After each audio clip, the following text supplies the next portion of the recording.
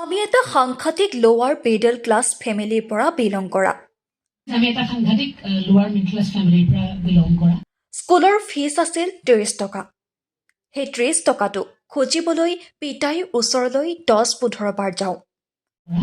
যেতিয়া স্কুলৰ ফিজ আছিল 30 টকা মাহেকত, সেই 30 টকাটো পিতাৰ পৰা খুজিবলৈও প্ৰায় পিতাৰ ওচৰলৈ 10-15 বাৰ যাওঁ। এখন বাজাজ ছুপাৰ আছিল। একেখন বাজাজ ছুপাৰতে প্ৰস্তুতিসহ পৰিয়ালৰ 5জন সদস্য পূজা চাবলৈ গৈছিল। এখন বাজাজ ছুপাৰ আছিলে আমাৰ। সেইখনতে আমি 5টা, মই, মোৰ ভণ্টি, মোৰ ভাইটি আৰু মা পিতা গোটেইকেইটা যাওঁ। আমি পূজা চাবলৈ যাওঁ। সেইটোৱে আছিল জীৱনৰ আটাইতকৈ সুখী মুহূৰ্ত। এতিয়া ডাঙৰ গাড়ীত ঘূৰিলেও সেই হেপিনেছটো নাপাওঁ। সেইটো আমাৰ জীৱনৰ আটাইতকৈ হেপিয়েষ্ট মুহূৰ্ত। এতিয়া ডাঙৰ গাড়ীখন ঘূৰি আছোঁ, কিন্তু সেই হেপিনেছটো নাপাওঁ তাত যিটো পাইছিলোঁ। মোৰ কাৰণে মোৰ জীৱনত একেবাৰে সৰ্বোৎকৃষ্ট ব্যক্তি দুজন মোৰ মা আৰু দেউতা। মোৰ কাৰণে মোৰ জীৱনত একেবাৰে সৰ্বোৎকৃষ্ট ওপৰত থকা ব্যক্তি দুজনেই হৈছে মোৰ মা পিতা। পিতৃ মাতৃক যি ওপৰত ৰাখে সি পৃথিৱীত সদায় সুখত থাকে। পিতৃ মাতৃৰ সমান ঈশ্বৰ আমি বেলেগকৈ পূজা কৰিব নালাগে।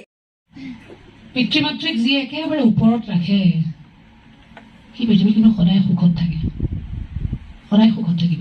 পিতৃ মাতৃৰ সমান ঈশ্বৰ আমি বেলেগে পূজা কৰিব নালাগে।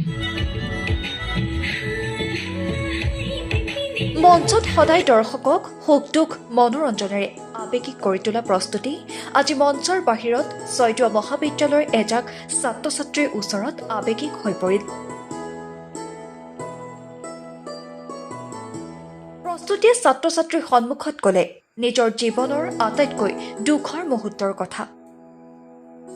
যোৰহাটৰ মৰিয়নি বাগানত দেউতাকে ৰিচাৰ্চৰ কামত যাওঁতে কিদৰে উগ্ৰপন্থীয়ে লৈ গৈছিল মৰমৰ বাজাজ ছুপাৰখন। উগ্ৰপন্থীয়ে বন্দুক দেখুৱাই কাঢ়ি লৈ গৈছিল মৰমৰ স্কুটাৰখন। আৰু স্কুটাৰ লৈ যোৱা বেদনাত সেই নিশা আৰু কাৰো ভাত খোৱা নহ'ল প্ৰস্তুতিৰ ঘৰত। সেয়াই আছিল প্ৰস্তুতিৰ আটাইতকৈ দুখৰ দিন। পিতাৰ দিনত মৰিয়নিলৈ যাওঁতে, বাগানত কিবা এইবোৰ ৰিচাৰ্চ কৰিবলৈ যাওঁতে তেওঁক দুজন ল'ৰাই এনেকৈ বন্দুক দেখুৱাই মানে গান পইণ্টত তেওঁৰ পৰা স্কুটাৰখনে কেমেৰাটো যিমান বস্তু আছে চব কাঢ়ি লৈ গুচি গ'ল।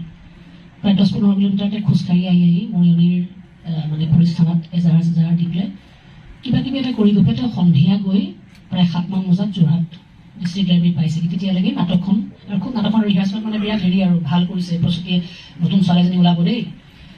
তেতিয়া পিতাজনে হুলস্থুল লাগি আছে। মায়ে কৈছে আহিব ৰ। তাৰপিছতে নাটকখন হ'ল বিৰাট এক্লেইমড আৰু মানুহে সাংঘাতিক ভাল পাইছে। আৰু সেইখনেই মোৰ জীৱনৰ টাৰ্ণিং পইণ্ট, সেই ৰূপালী নাটকখনেই। সেইখনৰ পৰাই গ্ৰেজুৱেলি নাটকৰ লগতে জড়িত হৈ বিভিন্ন নাটক কৰিলোঁ। তাৰপিছতে চিনেমালৈ আহিলোঁ বা হোৱাটএভাৰ আজি এইটো পৰ্যায়ত আহি পেলাই তোমালোকৰ লগত কথা কৈ আছোঁহি। নাটক শেষ হ'ল, পিতাৰ মুখত মাত নাই, একেবাৰে চাইলেণ্ট হৈ আছে। তেতিয়া মানে নাটকখন শেষ কৰি পেলাই আমি সেই স্কুটাৰখনতে আমি ঘৰলৈ যাওঁ।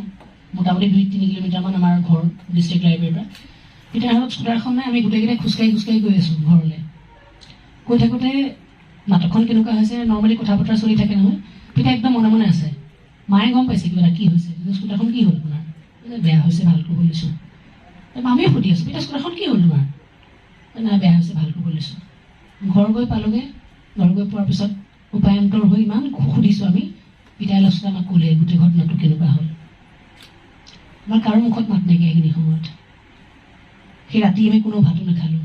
পৰিয়ালৰ এজন সদস্যজন নাইকিয়া হৈ গ'ল। সেই স্কুটাৰখন এটা পৰিয়ালৰ সদস্য আছিলে, সেই সদস্যজন নাইকিয়া হৈ গ'ল সেইদিনাখন।